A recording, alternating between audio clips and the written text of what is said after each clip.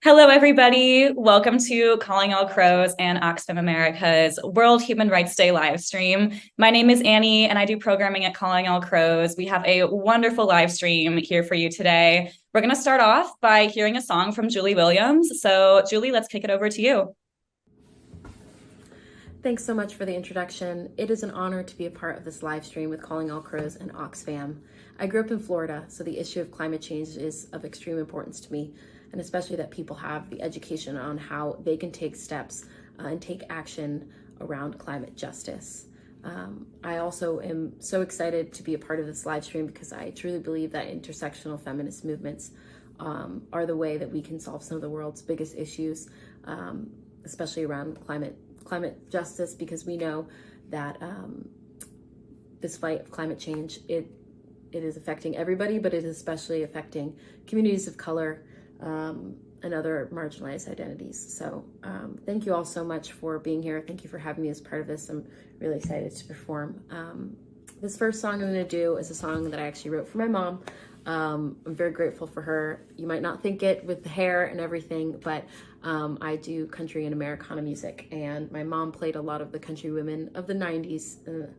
Think of the Chicks and Shania Twain and these women who kind of went against industry norms and really spoke up when there were things that were going on in the world, despite what the backlash that they would get.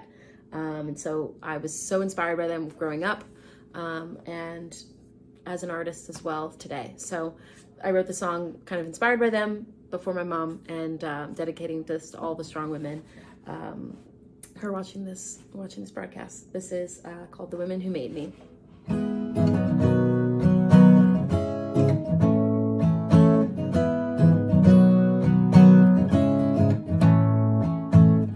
Pick me up at 2:03, teary-eyed, scrape knees, kids can point, they can tease, and mom knew what to do. She said, don't cry, another word, just roll down the window, and cranked up the radio. We were singing all the way home. I was ready to run through wide open spaces, X's and O's, born to fly, singing something brave, fancy. Let's go, mama and me in a minivan, rocking to the 90s, to the songs that save me. This one's for the girls and the women who made me.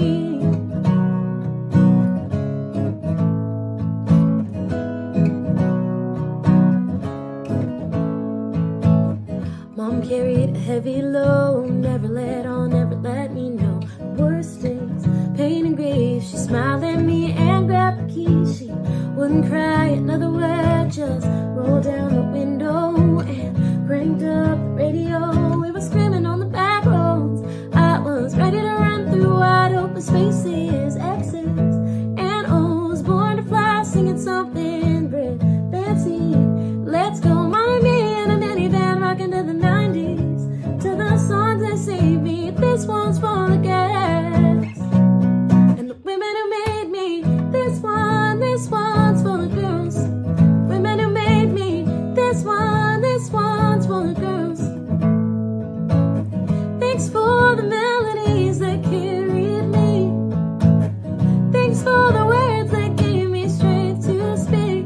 Now I'm standing on this stage, trying to say something brave for the girl who needs to hear someone say that she's ready to run through wide open spaces, X's and O's. She's born to fly and sing something brave, fancy. Let's go, mama, me in a minivan, rocking to the 90s, to the songs that save me. This one's for the girls and the women who made me. This one's for the girls, the women who made me. This one's for the girls, for the women who made me.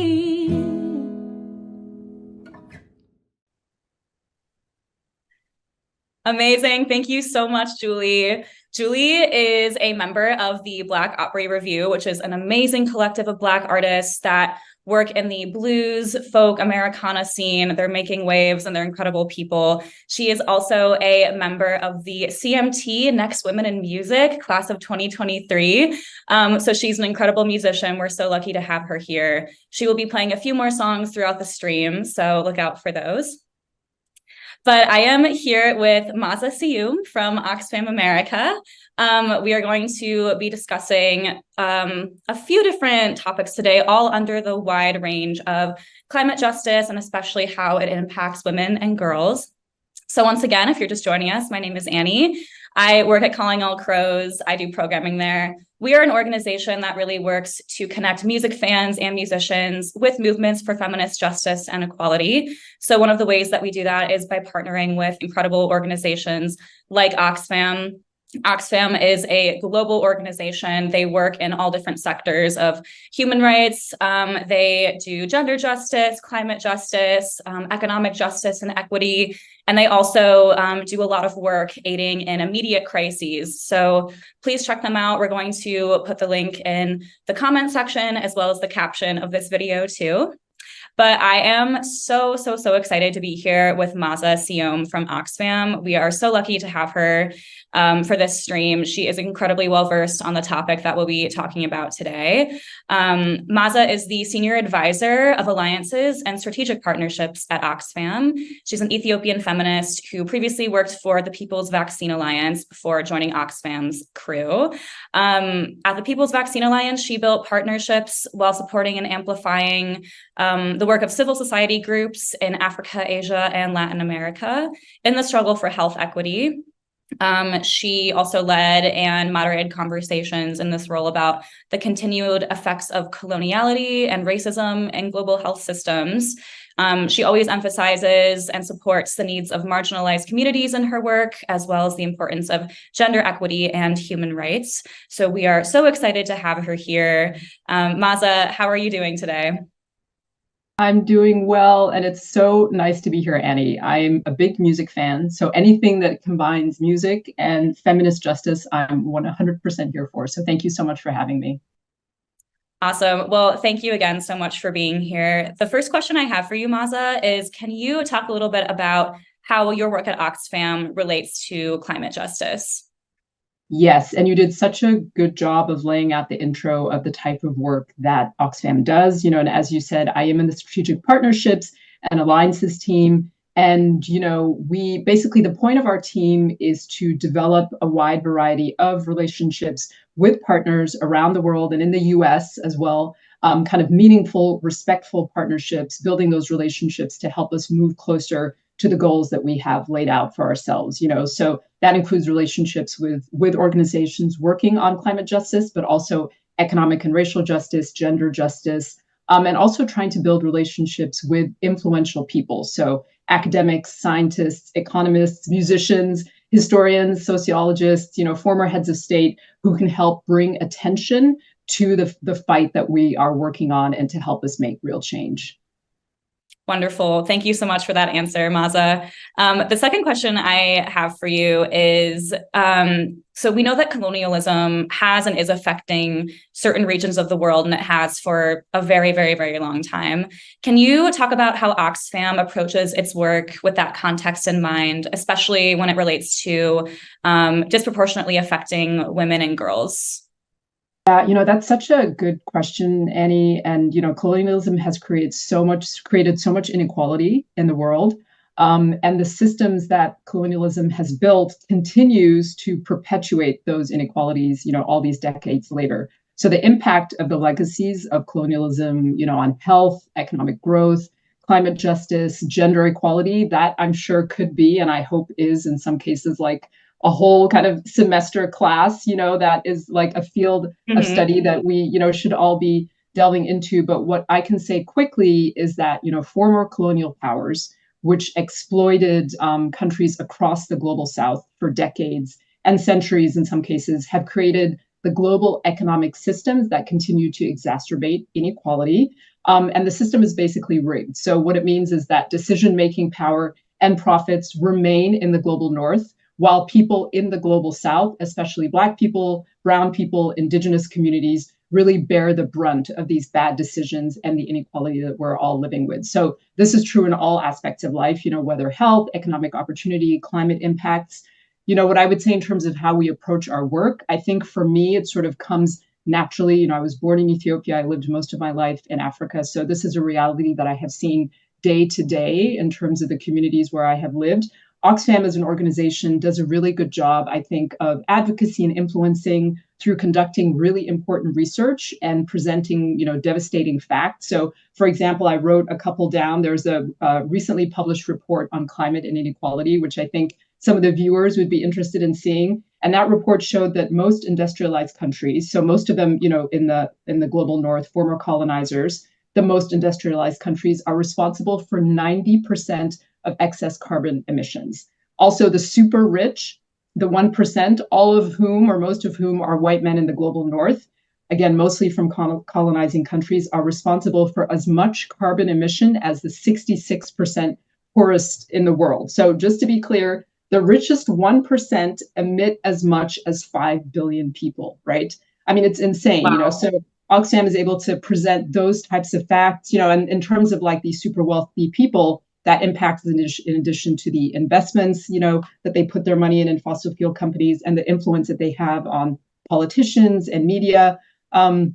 So Oxfam works hard to use those types of facts for advocacy, as well as making concrete, policy recommendations. And perhaps I would say most importantly, something that Oxfam is working really hard to do is partnering with groups around the world that are led by impacted people, right, including women, to develop and conduct its research and get the realities from the ground and incorporate impacted people's experiences into the solution. So any solution cannot be developed without those people. And then where Oxfam has a seat at the table, where decisions are being made about policies, making sure that impacted people are also at that table. And, they should be the ones doing the talking. Mm-hmm. Yeah, absolutely. Thank you for that, Maza. We're going to kick it over to Julie for another song. This next one is a song of mine called Southern Curls, and it's about, for me and my journey to love my hair, for me to love myself as a mixed girl who grew up in the South. Hope you like it. It's called Southern Curls.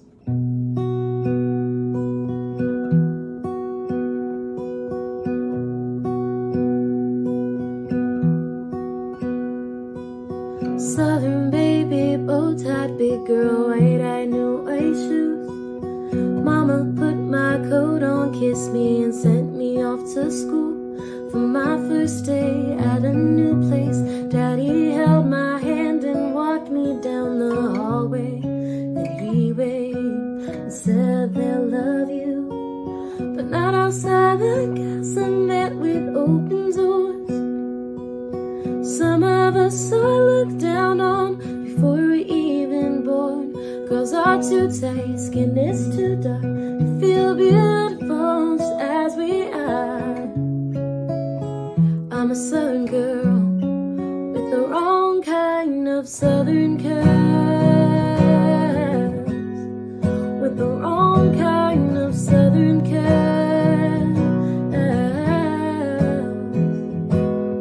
Newly 15, lipstick sneaking, mama's high heel shoes. Off to my first school dance, will I get my first kiss too?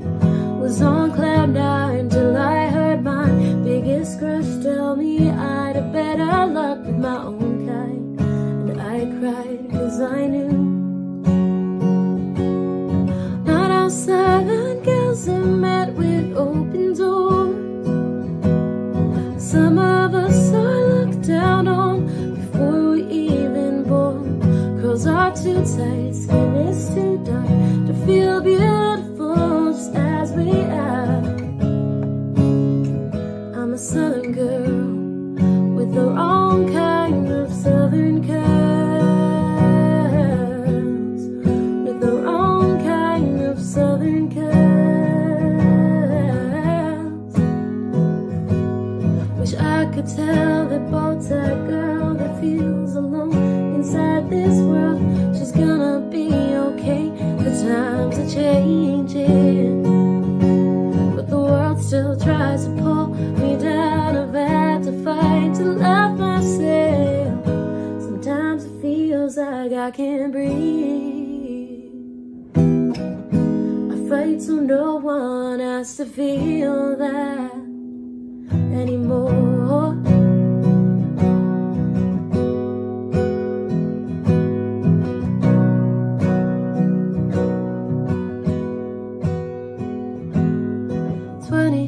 In Music City with dreams and high-heeled boots, singing for a crowd of blue eyes. Well, they want me to, but all those mean words that ruled my world don't make me feel like less than anymore, because I know that I glow and so do you. Not all Southern girls have met with open doors, but all of us are beautiful from the moment we are born. Girls aren't too tight, skin ain't too dark.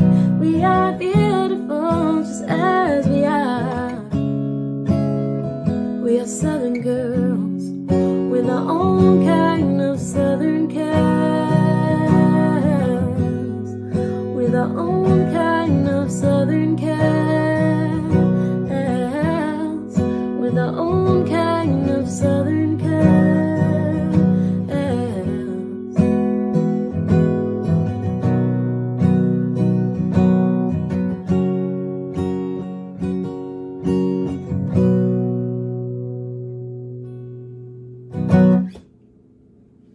Thanks.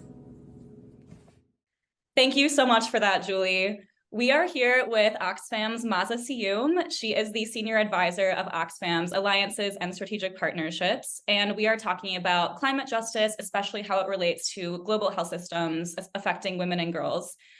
So Maza, the next question I have for you is, what are some of the partnerships that you are currently working on with Oxfam to aid in our current climate crisis? So one partnership that I want to highlight, which I actually did not get a chance to work on myself, but is mentioned in that great climate and inequality report that I mentioned to you, is based in the Philippines. There's a group called CCAT that Oxfam worked with to develop a solar-powered mini grid. This is on an island that didn't have access to electricity. So this microgrid has provided electricity to over 100 households and the local fishing community. And the reason why this is important to women and girls in particular is that electricity can change women's lives. Yeah, in terms of the number of hours that it saves for the work that women have to do in the home when they have access to electricity, and also what it means for just safety. When it's super dark, you feel less safe, especially as a vulnerable person. So the reason why this is so cool in terms of access to electricity is that it's been done with a renewable source. It's like solar powered, and also super cool, which I was really excited about, is that the entire project has now been handed over to the women's group in the village on the island. So they are the ones that are now running it and managing it and figuring out, how to get access to everybody. So that was a really cool project in the Philippines. In the US, we're also partnering with organizations working for justice and human rights. One group in particular that I am a big admirer of is the Poor People's Campaign. They fight for economic justice, but have made sure that climate justice and fight against environmental degradation is included in all of their messaging and advocacy. So they have groups in 40 states around the US that are pushing at state houses and encouraging, advocating, screaming, out there with facts, trying to get local leaders to make good policy changes. So those are two of the partnerships that I can mention today. That's incredible. I love that Oxfam was able to sort of pass off this power grid to the community, and then they can learn from it. They can use it how they need to use it. That's such an incredible thing. Awesome. And then the next question I have for you, Maza, is, so how are you seeing women lead the charge in aiding our climate crisis and world global health systems? What unique strengths do you think that women possess that allows them to tackle issues like the climate crisis and world health accessibility? So I would say to that one term that I have never liked, even though I know that people say it, meaning well, is this term of giving voice to the voiceless. Nobody is voiceless. It's just about whose voices we decide to listen to, which voices we amplify, which voices we make sure are included at the table. And I think that's something that is changing a little bit now. We're seeing many examples of women leading the charge all over the world now in terms of climate and health justice. We see this in activism and advocacy, and even in fields like science and research that have been seen as like being really male dominated. We've seen women being invited to the table, and in some cases, like building their own tables when the table is not there for them to sit and make sure that crises are being addressed. I mean, there's still cases of women being marginalized, obviously, and like being mansplained, even though they are much more versed on the issue than the guy who is doing the mansplaining. But I feel like at the kind of high level situations, it's harder to sweep that under the rug these days, just because of the access that people have to information and to be able to call people out. In terms of women's strengths, for this work, I think still we can say that women tend to be more collaborative leaders, in many cases. And women, in many cases, are better versed about what's going on in our communities, right? We're connected to different parts of our communities because of the kind of like community care that women are providing, because of the issues with childcare, which in many cases women are really the ones that are still doing. And as women, we are more likely to be concerned about gender equality, right? And we know that women and girls are the ones that are bearing the brunt of many of these climate and health issues. So, if women are paying attention to those issues, we know that the most marginalized are immediately going to be lifted up. I know that, from my work in the health sector, I learned that, you can have the best solution, but if you haven't run that idea by the people who you are trying to serve or trying to provide support to before you develop this really cool thing, there's a likelihood that it's not going to work. There were so many times with like really cool HIV prevention tools, people would present them to communities and teenage girls would come in and be like, but we can't use that. Like, we can't use that in our community for what, if it was a social issue, a financial issue, whatever it was. And now I think people are learning that unless you have women and girls and other marginalized groups at the table for the discussion when you start, that your solutions may just not work. So I am seeing a positive change in that regard. Yeah. Yeah. And I love, you've mentioned this a few times throughout the stream, that like we need to make sure that we're communicating with these communities that we are trying to help, because we don't know exactly the best way to help. They know exactly what they need. They can tell us what they need. They know what works. They know what doesn't work. So I think like what you were saying too about how women are more like collaborative, just like in general, like just making sure that we keep those channels open to have these open conversations. And that's how we're going to best help people, and to not be afraid to start the conversation and just ask, like, how can we help you? What can we do? So that's so incredible. Okay, awesome. We're gonna kick it over to Julie for another song. This next song is called Tennessee Moon, and I wanted to play it today because it's inspired from where I live. I live in Nashville, Tennessee right now, which has some of the most beautiful nature in Tennessee. Beautiful sunsets, mountains, rivers, all of it that is threatened every day by climate change. And this song was inspired by it. I wrote it sitting next to Percy Priest Lake outside of Nashville, so I thought it would be fitting to share. It's called Tennessee Moon.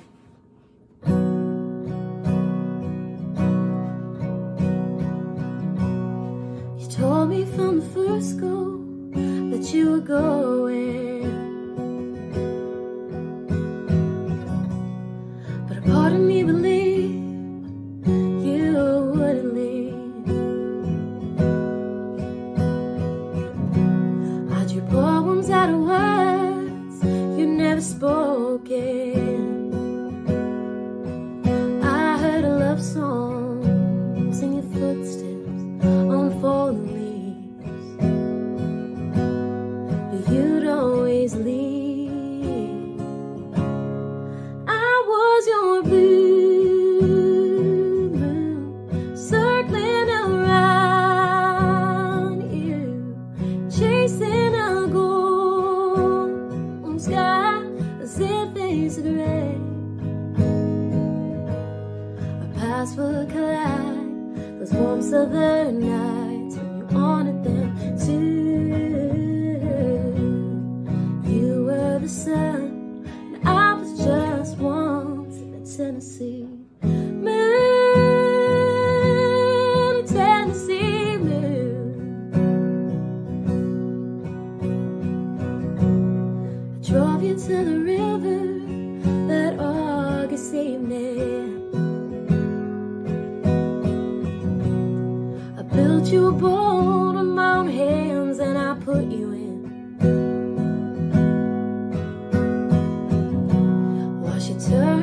a man, to a stone, to a rebel.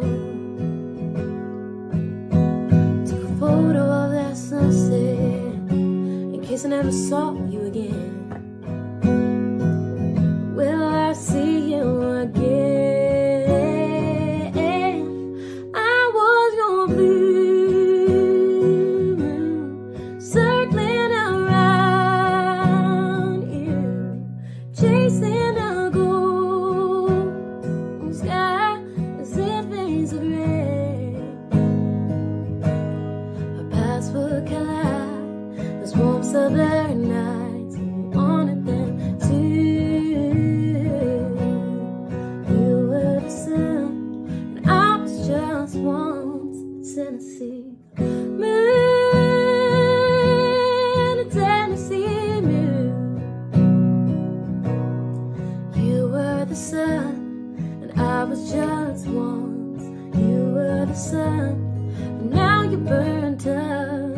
You're out of luck, 'cause I was just once a Tennessee moon.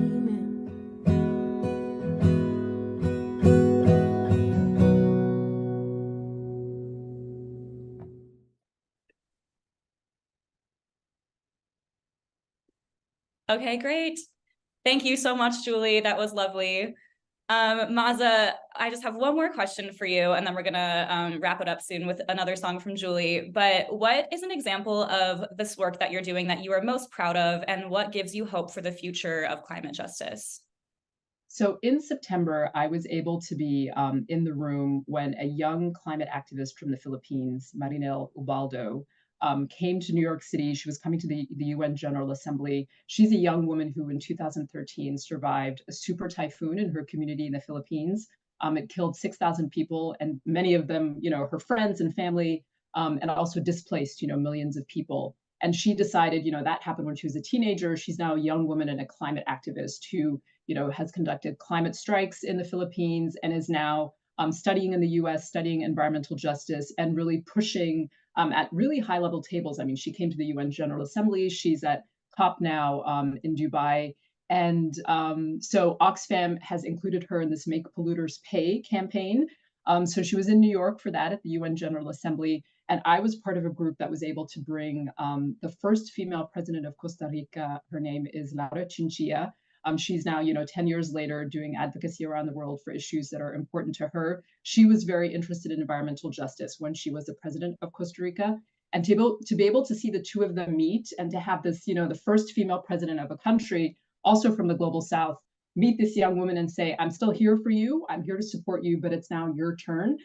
So this idea of that's what kind of gives me hope. Young people are really motivated, are out there at the forefront fighting and screaming and advocating and saying that we want justice. And yeah, so that's what I was really happy to be able to be there for, that interaction between Marinelle and President Chinchilla, and to really see how inspired, how they both really inspired each other. And yeah, that's what gives me hope, the fact that young people are engaged, even in the US, which for some people, across the world, people feel like, does the US really care about us? The US has so much power. And even for myself as a non-citizen who lives here, I'm so aware that decisions that the US makes has so much impact around the rest of the world. And we really are seeing young people in the US interested in global issues, interested in issues, far-flung areas of the United States as well, being active. And so, yeah, that's what gives me hope for the future. Yeah, totally. Yeah, our next campaign next year for 2024 at Calling All Crows, we're really going to focus on engaging the younger population and Gen Z, because there's so much energy and so much passion. And I just think that like the younger generation are just huge movement makers. So I'm really excited to see how that goes next year. In Calling All Crows world, at least. I know there are tons of younger people across the globe doing amazing things. So yeah, it's super duper exciting. And then I also wanted to ask you, Maza, what are some ways that viewers watching us now can support Oxfam's work? Two things I would say. One, as I just said a few seconds ago, viewers need to maintain their level of information, use that rage and concern to make change, does make a difference. People need to be out there with information and the facts at hand to push leaders to make good decisions for justice, and really to not doubt that it does make a difference. The second thing I would like to share is that we do have a petition to tell Biden to take bolder climate action. And thank you for being willing to share that. As I said, the US does have so much power around the world. And if we are able to present this petition with a huge number of signatures, we are hoping that that will at least be noted. And we're all keeping an eye on the Biden administration, what they do in terms of climate justice. Mm-hmm. Yeah, absolutely. Yeah, we will make sure that we link that in the comment section as well as the caption of the video too. Amazing. Thank you so much, Maza. That's a wrap. Thank you everyone for watching us. If you want to send this video to somebody else, if they weren't able to view it live, it's going to live on Oxfam's Facebook page as well as Calling All Crows Facebook page. And we thank you all so much for being here. Maza, thank you so much for your wonderful insight and expertise. This was such a joy talking to you. And we will send it over to Julie to take it home. Thank you so much, Oxfam and Calling All Crows, for having me and for letting me share my songs and my stories with you. Thank you all for the work that you are doing on behalf of climate justice and for educating people on the action that they can take around climate change, and for the intersectional work that you all are doing as well. Because if I've learned anything from the work that myself and other artists of color are doing in country music, intersectionality is so incredibly important if we want to solve the issues that our country and that our world faces, and climate change is number one of those issues. So thank you all so much for having me. This is a new song of mine, unreleased. It's called Mixed Feelings.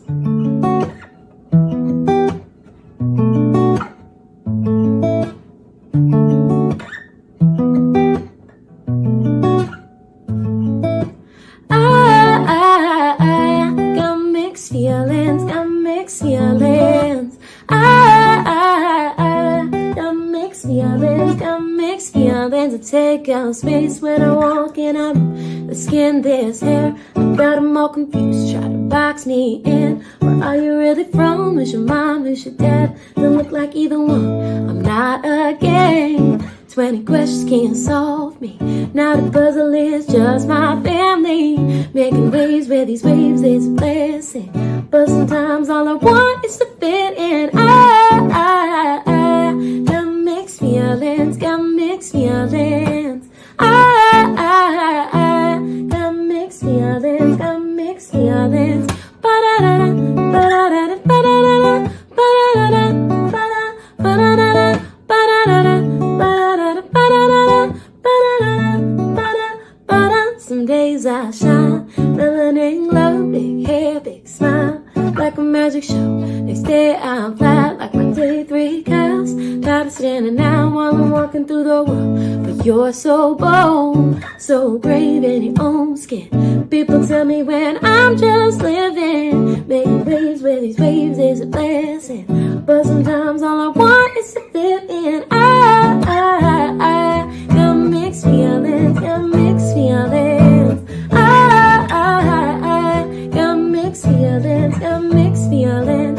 Ba-da-da-da, ba-da-da-da, ba-da-da-da, ba-da-da-da, ba-da-da-da, ba-da-da-da, ba-da-da-da, ba-da-da-da, ba-da-da-da. More hate, more stains, more love, more life, more trials, more love. More hate, more stains, more love, more life, more trials, more love. 'Cause I got mixed feelings, got mixed feelings. I got mixed feelings, got mixed feelings. Ba-da-da-da, ba-da-da-da, ba-da-da-da, ba-da-da-da, ba-da-da-da, ba-da-da-da, ba-da-da-da, ba-da-da-da, ba-da-da-da. Thank you all so much for having me. Thank you, Calling All Crows and Oxfam, and thank you all for listening. If you ever find yourself in Nashville, make sure to hit me up and would love to meet you. Bye, y'all.